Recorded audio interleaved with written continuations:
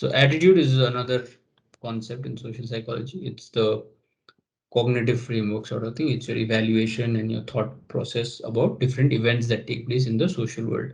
So it's related to events, it's related to people, it's related to ideas. So you have, this is not colloquial attitude. Okay, in colloquial terms, attitude is like, oh, I have attitude, right? Like I'm giving bhav and I'm taking power. And, I have this really high sense of self-worth, and uh, I don't give, I don't care about other people and that sort of thing, right? Like in my head, attitude means like some rapper guy.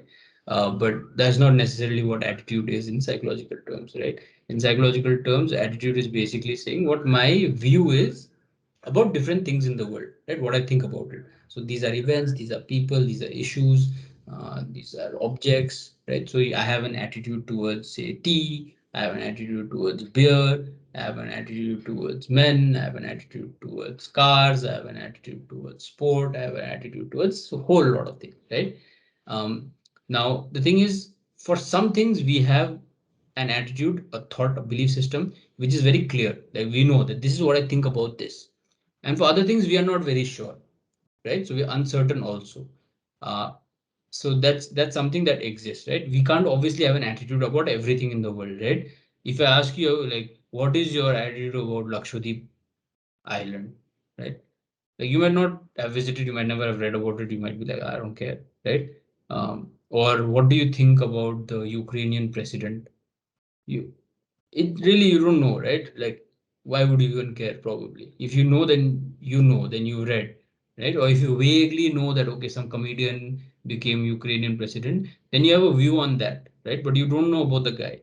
So some things we know about, we are very certain, we are very sure that this is our attitude. Some things we are not sure, right? um, so recently there is this thing, no, where people are saying that you, if you're apolitical, then you're still political, or if you're being apolitical, that's you're escaping from the uh, whatever the want of being political, right? It's important to be apolitical is a political stand, whatever, right? Social media has all these things going on. Now there may genuinely be people who don't know, right? And they don't care, and their lives are not affected, so they really don't care, right? Now for them to not have a political stand makes sense because they don't know, right? And if they have a stand, then it'll be prematurely decided because they're not interested to read, right? So again, that's a issue that exists, right?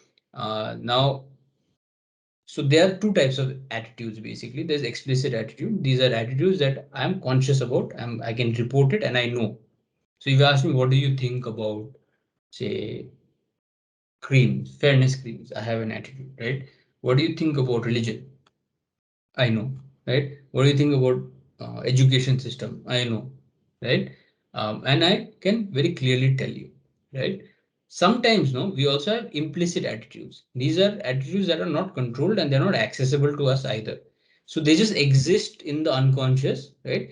I'm not even aware of it, but it comes up once in a while where I'm not sure. I don't even realize that it's come up, but it actually might be coming up, right? So for instance, say uh, one of the things that I notice generally is with street dogs, right? Uh, People will have the explicit attitude, I love dogs, dogs are the best, blah blah blah, right? And then once in a while, you'll have a case where there'll be a street dog just lying around, right?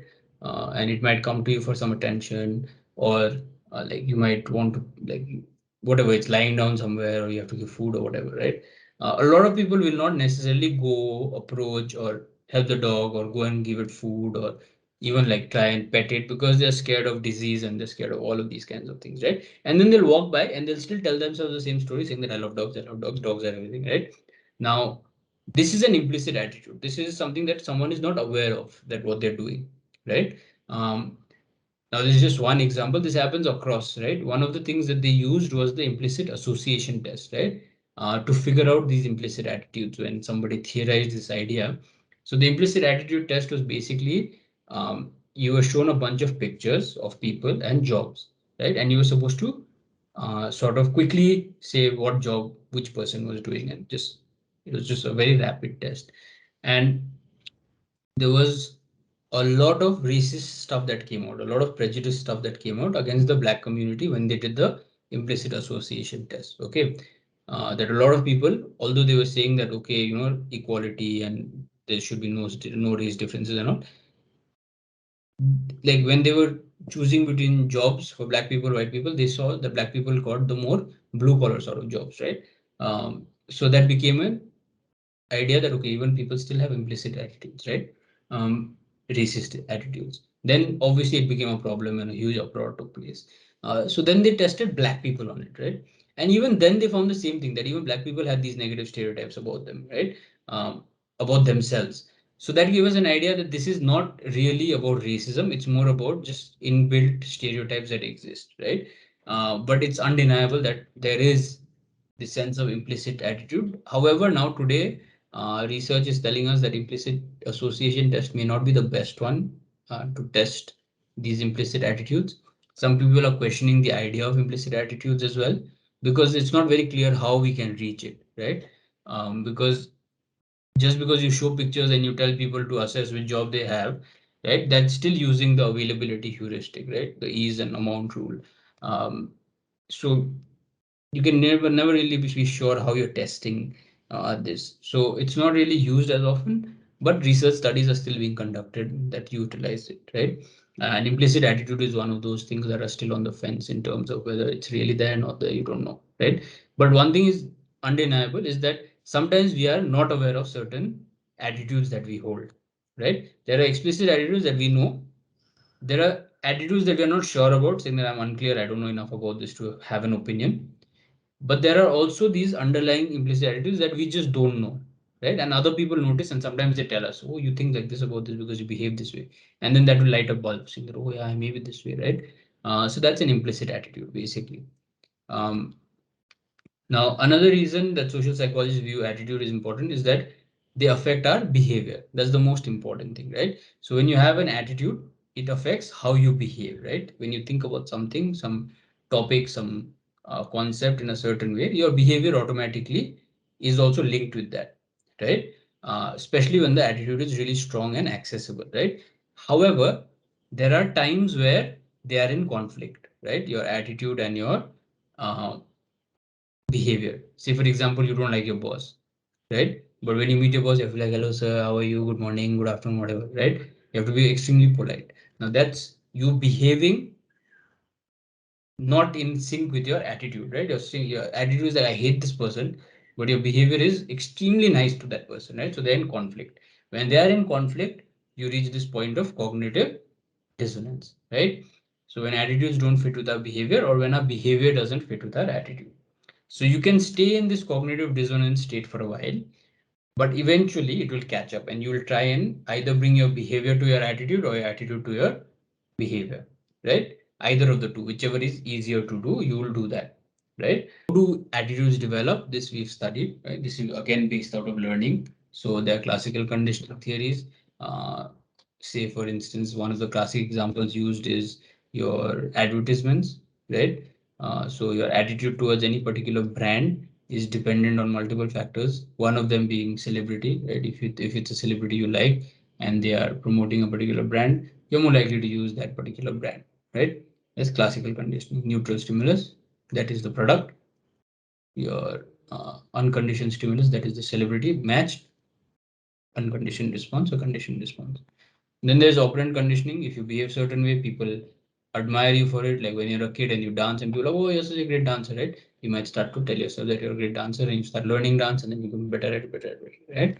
Or if you go for public speaking event for the first time and then you really mess up, then forever you'll think that I'm not good at public speaking, right? So your reinforcement punishment that works there. And then there is observational learning, which is you see your parents and your family and your friends behave certain ways, and then you sort of either mimic or model them because you think that's the right way to behave, right? So there's the observational learning model of developing attitude. Social influence is basically the effort made by one or more people to change an individual's behavior, attitude, or feeling about other things or people or activities or whatever else, right? So it's the influence that society and other people in society have on the individual in terms of their beliefs about some things or in terms of their behavior about something or their attitude about something, right? Now, this Social influence can take place in three different forms. So there is conformity, which is agreeing to what everyone else is doing, so conforming to their behavior. There's compliance, that is accepting what is the right, what is the way to do it, right? And obedience, that is blind compliance, right? Not questioning anything. Uh, Conformity is a type of social influence where individuals change their attitude or behavior to adhere to existing social norms. This is very important, okay?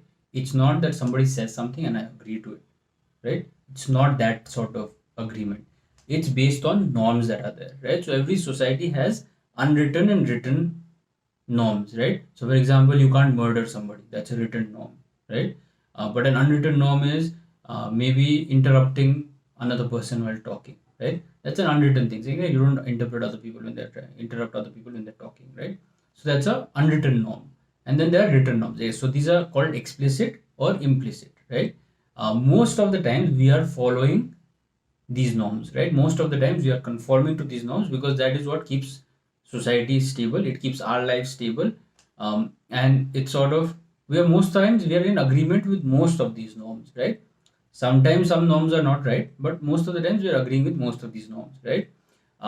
So what these norms do is that they help us predict other people's behavior, which is one of the central tenets of psychology, right? It allows you to predict other people's behavior. It allows you to know that, okay, if I do this, this is how the other person is going to react, right? So these norms sort of allow us to make these predictions about other people, and therefore we can base our behavior on them, right? So either explicit norms will be followed or implicit norms will be followed depending on the circumstance, okay?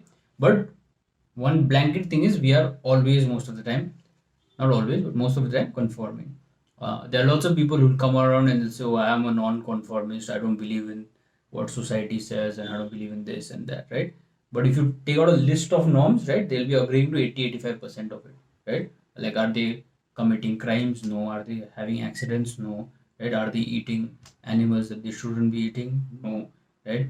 Are they washing their hands with milk? No. So they are conforming with larger social norms, right? There's no law that says you can't wash hands with milk, but right, and there's no reason why you shouldn't also, like, you can if you want, right? But you don't do it.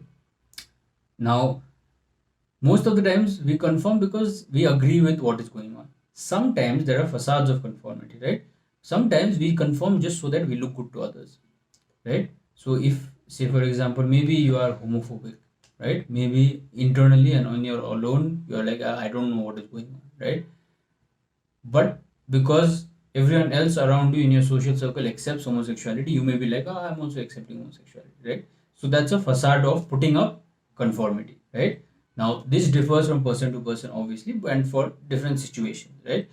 Some people may be racist, right? But they may say, oh, Black Lives Matter, right? Because maybe their friends are all supporters of the liberal movement, right? And movement for equality and all of that. So there is that facade of conformity that you put up this front so that it looks good to others and your image is maintained, right? Um, some other times where you'll conform is where you're not in control, right? And if you conform, then your movement upwards will be better. Upwards meaning at a higher standing, right? So usually when you're leaving an organization, what do you want from the organization? You want them to give you a good recommendation. You want them to give you a good letter of release, right? And you want all of these things, and you want them to pay your salary and whatever else, right? So at that point, towards the end of leaving an organization, someone might become like, oh, I support this organization fully, whatever they do is correct and all of that kind of thing, right? Because that allows you to get all the other perks that you want, right? So you're again putting up a front, you're putting up the idea that you're conforming, but in reality you may not be. So there are two ways in which we portray this facade of conformity. One is when you're trying to look good to other people, especially in romantic situations, right? If you're trying to impress a girl or a boy, then you're sort of engaging in this space. And then there is another space where you don't know what is going on, right? And the best thing is just to follow the crowd. So you're not in control, you don't know what's going on. So I just follow whatever everyone else is doing because this is just what makes sense, right? Um, Now, research indicates that even when participants conformed, they didn't agree it was because of the influence of others. So this is a very interesting trait about human beings. Even when a situation was created in an experiment where it was clear that they were behaving because they got influenced by other people, when asked, all of the participants, almost most of the participants said that no, I did it out of my own self decision, right? So this created what is known as the introspection illusion, that our belief that social influence plays a smaller role in shaping our own actions, and the other extension of this introspective illusion is that for other people it's more. So if in that experiment they were asked how much of your behavior was determined by everyone else's behavior, people were like, not much, I decided on my own. How much of other people's behavior was dependent on the group? Oh, for a large amount, right? So that's introspective illusion. Basically, for me, I don't think the group affects me and I make my own decision, so I am not conforming. But other people, the group is affecting them and therefore they are conforming. Whereas the reality is everybody is conforming in that situation, right? Everyone is being influenced by everybody else. So this is a very interesting trait that human beings sort of have, right? That they are not accepting that they are being conformist, right? There is the factor of cohesiveness, that is uh, how close the group is in terms of what they are saying, right? So you're attracted to a group that's cohesive and you want to belong to it, therefore you conform to them. Then there is group size. So there is, if the group is of 3 to 4 members, then the pressure is much more higher compared to if it's higher numbers. However, recent studies have told us that even group size up to 8 members can elicit the same amount of conformity, right? And even higher than that. So you see this very often in the political spectrum, right? Political parties are such big organizations, and people are really conforming to them, right? Either side, and they really get polarized. So group size is something that we're still not very sure of. However, for research purpose, up to 8 is a good number, right? That we very often show, and then it starts to level off, but it doesn't go like that, right? It starts to plateau. Then you have norms, right? You have descriptive norms. So these are like direct norms that are already there, so they affect our ability to conform. It's written norms, right? Which people generally do in a situation. Then there are injunctive norms. These are more what ought to have been done, so more morally applicable, right? What is approved or disapproved. And then people are naturally going to break both norms, right? But they normally focus and they follow the norms uh, when the norms will influence behavior only to the extent that they are focal for the people involved. So they'll break the norm, right? And they'll agree to the norm as long as it's focused on what their beliefs are, and they are very focused on that. It's salient to them. But the time that norm is not salient to them, they are willing to break it. So, for instance, if somebody says, um, say they are very politically active, right? They're activist sort of person, right? Journalist or whatever. Um, Now, in the political space, right, their norms are very fixed and they are not going to move away from it, right? Um, but then, suppose they go into a, say, F1 race or something and they've never seen F1, then they start supporting whoever is winning, right? So similar ideas of victory, but two different ways in which they're dealing with it, right? Usually the idea is that you support one person and you support that person throughout, right? That's what a fan is supposed to be. But because that identity is not central to you, and that whatever the perception of that particular situation is not central to you, you decide that I'm willing to support whoever wins, right? Which is breaking the norm of descriptive and or injunctive norm, more like. But that's okay because it's not central, it's not focused on me, right? It's not a focal part of who I am, being an F1 fan. However, if the political party that you are supporting wins or doesn't win, your reactions are going to be very like oscillating between really happy and really sad, right? In which case you're following the norm. Zimbardo basically was trying to see whether if you force situational roles on people, do they pick those up and do they conform to the ideals or the stereotypical notions of those roles, and do they continue to behave in those ways, right? Do they pick up those traits of those situational roles and let go of their personal traits, basically, right?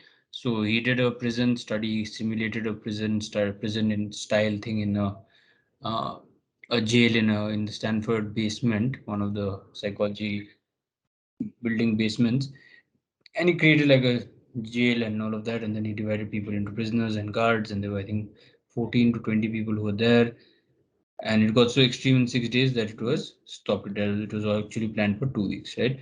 And then the conclusion made was that situations affect people and their personal traits much more than their personal traits affect their situation. So they conform to their situational ideals much more, right? Um, so he then took it a step further and he said all this evil behavior in the world of dictatorship, criminal behavior, mob mentality are all based out of this situational pressure and not personal pressure, right? However, with new research that was done by the BBC along with some social psychologists in the UK, Riker and Haslam in 2006, it was a slightly modified thing because ethically it had to be much more clear cut and much more conforming to ethics. But once they did that, they figured out that this was not really true, right? They found that uh, the the participants did not passively accept the rules, right? Rather, guards actually rejected the power over the prisoners, and prisoners actually tried to gain equal power. Uh, and for a while, the prison adopted a democratic structure also. So this was in huge contrast to how your Zimbabwe was studying it, and it was a very autocratic setup. However, even in this study, when this democratic system failed, the prisoners surrendered almost totally and no longer offered any resistance to the inequality. So, over a period of time, again, what Zimbardo said sort of was realized, right?